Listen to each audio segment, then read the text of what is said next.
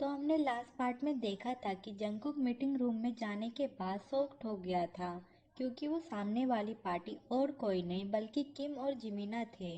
किम एक बॉडीगार्ड या फिर सेक्रेटरी की तरह वहां पर खड़ा था और जिमीना वहां पर सोफे पर बैठा बैठा चाय की चुस्कियां ले रहा था। उन दोनों को यहाँ पर देखकर जंगकुक को सब कुछ समझ आ गया था कि ये रिंग रोड वाली जमीन तो जिमीना ने ही मुझे सजेस्ट की थी, लेकिन वो तो 1 साल पहले था। मुझे यकीन नहीं हो रहा है कि 1 साल पहले से ही मुझे फंसाने की प्लानिंग कर रखी थी।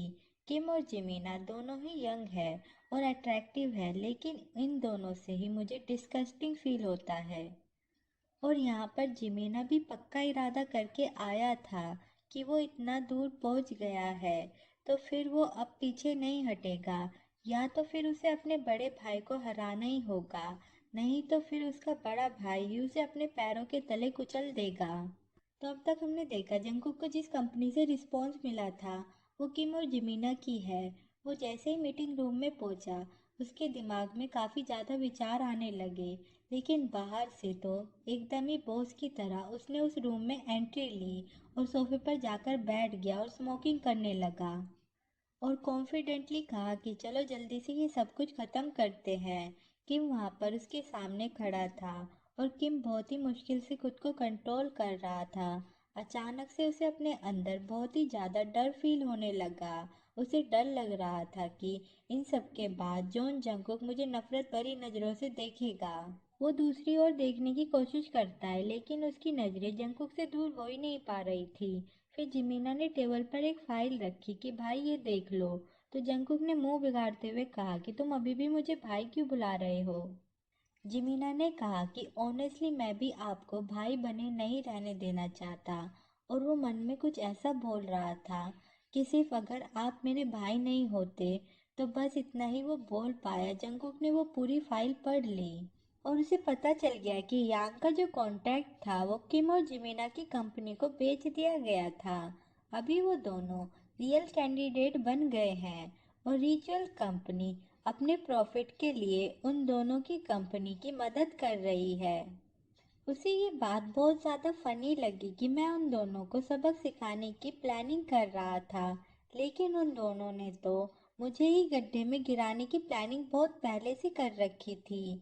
उसने जिमीना से कहा कि तुम इतने सालों से प्लानिंग कर रहे थे और मुझे सहन कर रहे थे, तो फिर आखिर में तुम सक्सीड हो गए। मानना पड़ेगा तुम्हें बहुत ज़्यादा मुश्किलों से गुजरना पड़ा और तुम्हें कितने सालों तक नाटक करना पड़ा और ये दिखाना पड़ा कि तुम मेरे आज्ञाकारी छोटे भाई हो। अब बता भी दो कि तुम्हें क्या चाहिए। जंगकुक को बाहर से अपना छोटा भाई एकदम ही हार्मलेस और क्यूट दिखता है, लेकिन अभी उसे पता चल गया है कि अंदर से वो बहुत ही ज्यादा बुरा है। वो मन में बोलता है कि मानना पड़ेगा कि हम दोनों की रगों में एक जैसा ही खून दौड़ रहा है, लेकिन मैं भी उसे इतनी आसानी से नहीं छोड़ूंगा।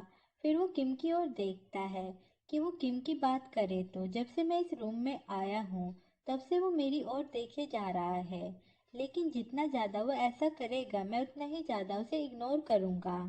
मैं भी किम को ये प्रूव करके दिखाना चाहता हूँ कि जो भी मैंने कहा था वो सच था। वो मेरी नज़रों में कुछ भी नहीं है। और जिमीना यहाँ पर सोच रहा था कि उसने हजारों बार ये इमेजिन किया था कि जब ये दिन आएगा तब वो क्या क्या करेगा। उसने ये तय किया था कि जब ये दिन आएगा तब वो अपने बड़े भाई के आगे उठकर उसकी काफी ज्यादा बेइज्जती करेगा। जिमीना को ये पता चल गया है कि वो अपने छोटे भाई को कितना बुली कर रहा था इतने सालों तक। वो उसे कितना ज्यादा परेशान कर रहा था, अपने कदमों के नीचे रख रहा था। पर अभी जब वो वक्त आ गया है तब वो उसे कुछ क्यों नहीं बोल पा रहा है। उसके मुंह से उस बारे में एक भी शब्द नहीं निकल रहा था। वो बस चाहता है कि जल्दी से ये नेगोशिएट हो जाए। उसने अपना टोन ठीक करते हुए कहा कि आपने सारे डॉक्यूमेंट अच्छे से पढ़ लिए होंगे, तो फिर ज़्यादा बात को ना घुमाए बिना मैं आपको ये कहना चाहता हूँ कि मुझे कंपनी में आधे शेयर चाहिए। ये सुनते ही जंकुक ने कहा कि तुम्हें आधा हिस्सा चाहिए? तुम्हें क्या लगता है कि तुम्हारे पास जो चिप है उससे तुम आधा हिस्सा मांग सकते हो? जिमीना ने कहा कि हाँ, मेरे पास जो चिप है अगर वो आपको नहीं मिली तो फिर आपकी कंपनी को बिलियन में लॉस्ट होगा और कर्जा हो जाएगा, और कंपनी सिर्फ आपकी अकेले की नहीं है। डैड और बाकी सब रिलेटिव के पास भी शेयर है। मुझे नहीं लगता कि कोई भी इस तरीके से कंपनी को कर्जे में डूबने देगा। जंगकुक ने कहा कि अगर तुम्हें पता है कि कंपनी सिर्फ मेरे अकेले की नहीं है, तो फिर बताओ कि तुम बाकी सारे रिलेटिव को कैसे मनाओगे।